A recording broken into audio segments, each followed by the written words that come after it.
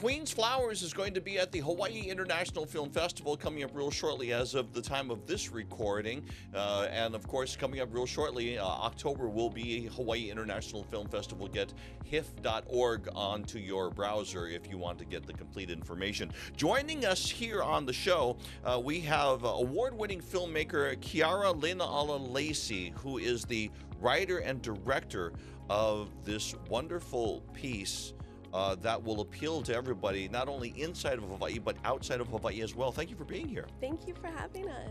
First of all, tell me, the usual question, where did you grow up? What school you went? Oh, I was born and raised in Mililani, and I went to Kamehameha Schools. Okay. I'm guessing that Kamehameha Schools instilled a bit of pride and knowledge about our Hawaiian culture and about you as being part Hawaiian as well.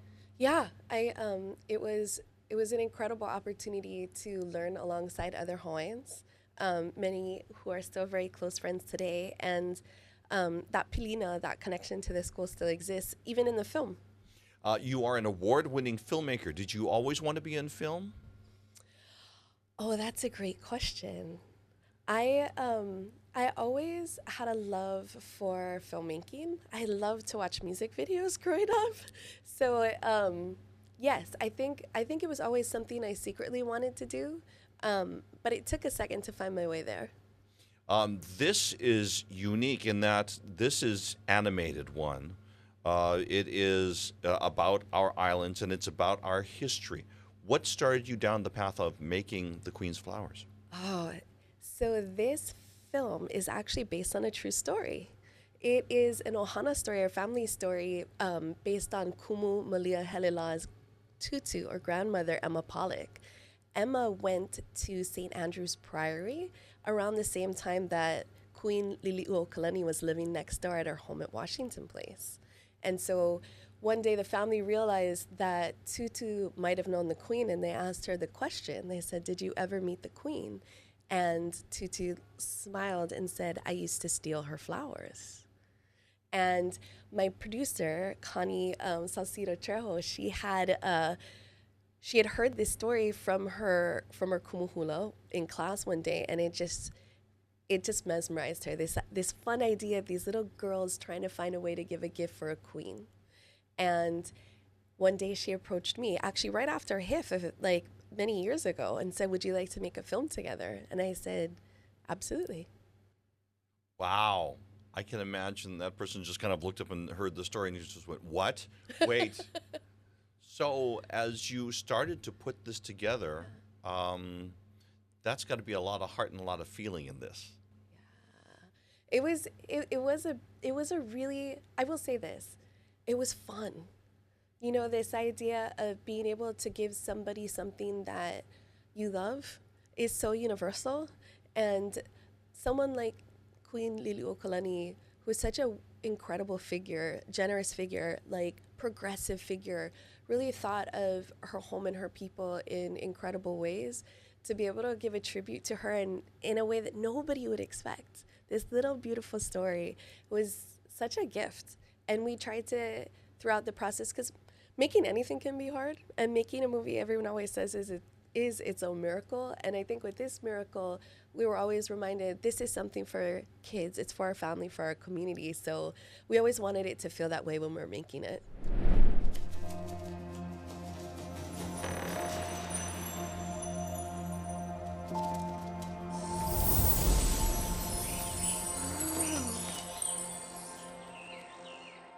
Lama lama iluna ka ono hila kahi koa koa lala kaho ailuna ka puoke kamana he te maina kupuna.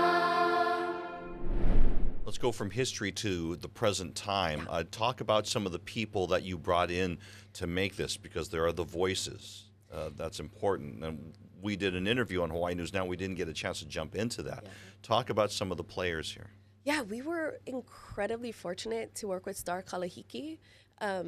Star has not only a beautiful voice and a rich understanding of musical history, but she loves the Queen, and she's done so much incredible work to honor the Queen's music and perform her music that it was a gift to work with her in the studio. And I got a chance to do something I haven't been able to do for the first time, which is work with my alma mater, Kamehameha, in this film. So for everyone, when you actually see the film, you'll get to hear the beautiful voices of the Kamehameha Schools Children's Choir, directed under Lynette Bright.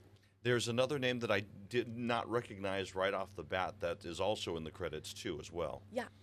And she has a long middle name. And remind me. Oh, Ku'umili. Thank you very much. Thank you for asking. She's our little starlet. She plays Emma, our little hero girl, who is in honor of Emma Pollock, Tutu, who we built this story off of. Who we built the story off of. How did you find her? How did you cast her? Or, you know, it was incredible. We thought finding the voice of Emma would take forever, and we started with this children's choir, and we had a bunch of like really incredible girls give their auditions, and they were so wonderful, and it was a really tough decision, but Emma just had such a beautiful, sweet voice. Ku'u had such a beautiful, sweet voice. It was the perfect fit for Emma. Nice. Coming up towards, how do you feel about this being a part of HIFF and the Hawaii International Film Festival? Oh my gosh. Because you've already got that history, right? Yes, we're so excited. The film has gone all around the world, and the place that it means the most is our home. And the people who are going to understand this film the most are the people that live here. And to be able to bring it back to our community is everything. And this is just the start. You know, it's a really incredible way to launch the film at home with HIFF, but we're looking forward to doing lots of work for the community, doing a new version of the website that's bilingual, so a lot of the materials will be in English and Hawaiian. The film itself will also be released eventually in English and Hawaiian, so families can access the film in the language that's best for them. And we're creating educational materials in partnership with Kamehameha to share with the community, so teachers, educators, families can use these materials to really get to understand the work even more. This is homecoming. It's coming back to the islands because it's actually been around out at the film festivals. Kind of talk about that. For where did you go and what happened and what was the reaction at the film festivals? You know, it's always a question, are people going to get it, right? You know, there's been so many incredible films made about our home by people outside of our home.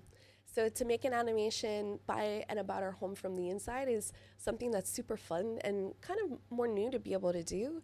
And you always wonder, when we premiered this past March at the New York International Film Festival, or the New York International Children's Film Festival, we were thrilled. We won 2 awards. We won the 2 top audience awards at the festival. And I think that took any question out of our mind that this film not only can translate for people outside of our home, but hopefully really excite people at our home and connect with it. And then it just went on to show in Seattle, in the Czech Republic, in Singapore, Italy, California. It's showed at over 20 festivals in the last 5 to 6 months.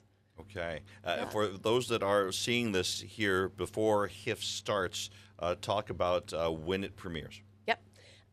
We are excited to say that the film is going to show on October 4th twice. It will show as part of the Made in Hawaii Shorts block that night on October 4th. That's unfortunately already sold out, but we are the opening film for Standing Above the Clouds, which is an incredible documentary about the protection of Mauna Kea. And and tickets are still available for that. So definitely go to HIFF.org to check it out. What are you hoping people walk away from seeing this? I hope everyone walks away with a reminder that there's nothing better than giving a gift to somebody else. That the opportunity to be generous is an opportunity not just for the other person, but for yourself. Okay. Kiara Lina'ala Lacey joining us here in the digital studio. Much continued success to you, and go get them. Thank you. Mahalo.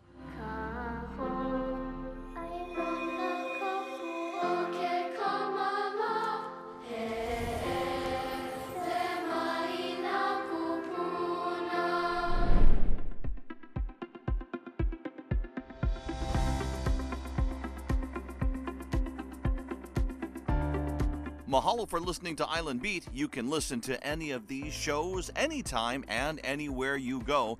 Head to hawaiinewsnow.com/podcasts. Malamapono, aloha, a hui ho.